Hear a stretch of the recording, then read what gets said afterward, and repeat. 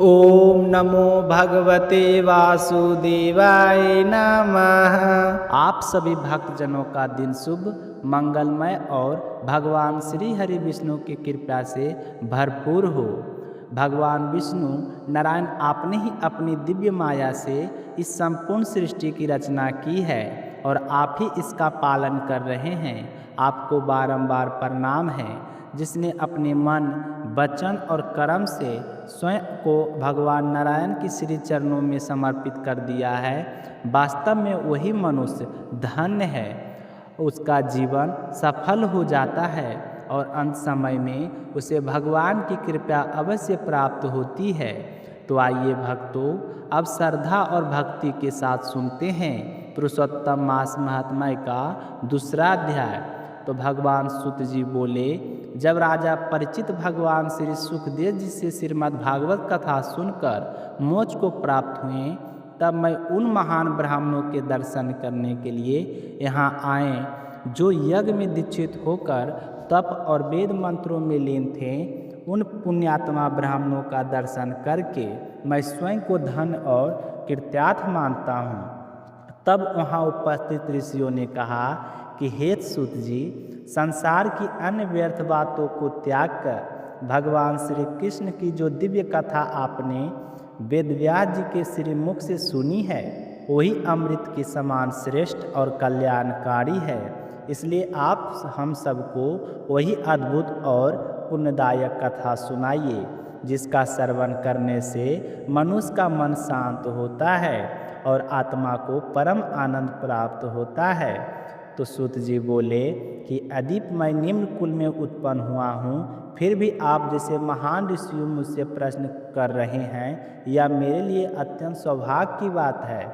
तब भगवान वेदव्यास जी के श्रीमुख से जो कुछ मैंने सुना, वही यथाशक्ति अब मैं आपको सुनाता हूँ। एक समय देवर जी नारद मुनि भगवान नर नारायण के दिव्य आश्रम में पहुँचे।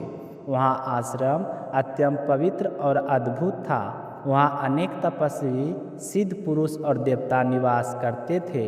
खैर, बहिरा, आंवला, पेड़, आम, जामुन, कदम और अनेक दिव्य वृक्ष उस स्थान की शोभा बढ़ा रहे थे।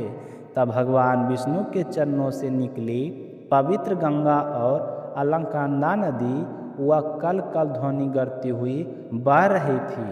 ऐसे पावन स्थान में पहुंचकर देवर जी नारद ने महामुनि नारायण को अष्टांग प्रणाम किया कि भगवान नारायण परम शांत और जितेंद्रिय, काम और क्रोध जैसे शत्रुओं को जीतने वाले तथा परम ब्रह्म के ध्यान में लीन थे। उनके शरीर की दिव्य आभा चारों ओर प्रकाश फैला रही थी और उन्हें देखकर नारद मुनि ने दोनों हाथ जोड़कर स्तुति करने लगे। नारद जी बोले, हे देवों के देव, हे जगन्नाथ, हे कृपा सागर प्रभु, आपको बारंबार नमस्कार है। आप सत्स्वरूप, सत्यवर्ती और समस्त सृष्टि के आभार हैं। मैं आपकी शरण में आया हूँ। आपका यह तप संपूर्ण प्राणियों के कल्याण और धर्म की मर्यादा स्थापित करने के लिए है।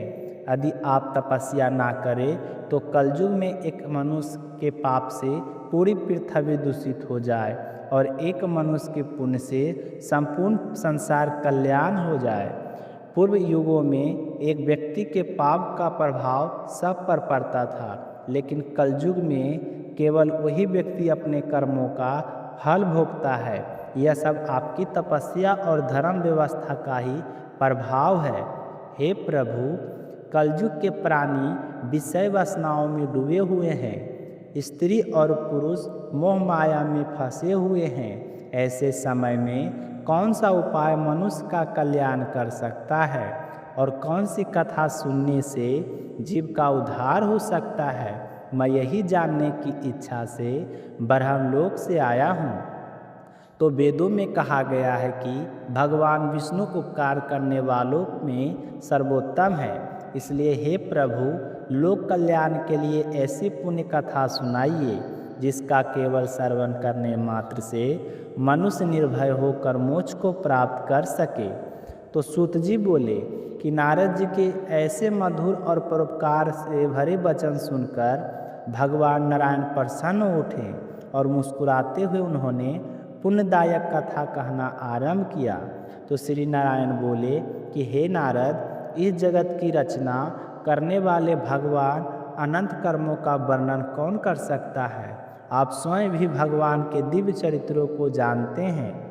उनको गुणों का पूर्ण वर्णन वाणी द्वारा संभव नहीं है।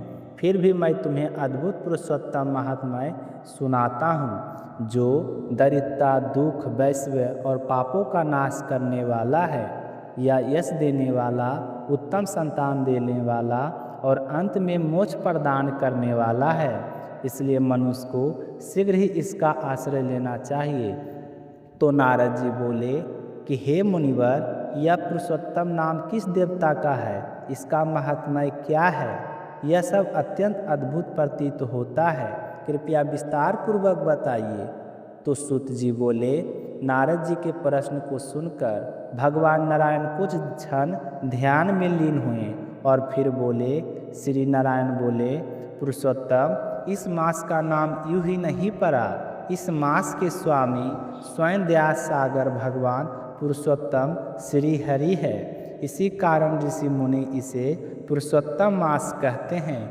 जो भक्त श्रद्धा से इस मास का व्रत, जप, दान और पूजा करते हैं, उन पर भगवान पुरुषोत्तम अत्यंत प्रसन्न होते हैं। तो नारद जी बोले कि हे प्रभु, मैंने सुना है कि चैत्र, वैशाख और अन्य सभी महीनों के अलग अलग देवता और स्वामी होते हैं, परंतु पुरुषोत्तम नाम का मास मैंने पहले कभी नहीं सुना। कृपया बताइए कि यह पुरुषोत्तम मास कैसे बना और इसके स्वामी भगवान पुरुषोत्तम कैसे हुए।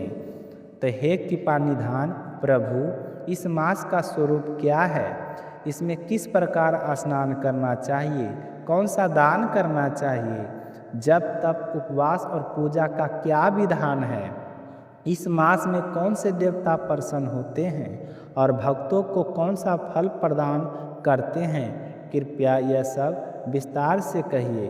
तो साधु पुरुष तो बिना पूछे ही जीवों पर दया करते हैं और उन्हें सच्चा मार्ग दिखाते हैं। संसार में अनेक लोग ऐसे हैं जो दरिद्रता, रोग, संतान दुख, अपमान, अज्ञान, नास्तिकता, बुरे कर्म, मानसिक पीड़ा और अनेक प्रकार के दुखों से घिरे रहते हैं।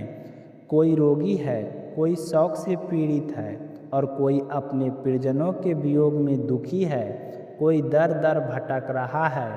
हे प्रभु, महामारी, वैधव्य, बध्यंत्र, भयंकर रोग और असंख्य दुखों से पीड़ित मनुष्य को देखकर मेरा हृदय व्याकुल हो जाता है। इसलिए कृपया करके मुझे ऐसा उपाय बताइए जिसे करने और सुनने से मनुष्य के दुख से मुक्त होकर भगवान की कृपा प्राप्त हो सके।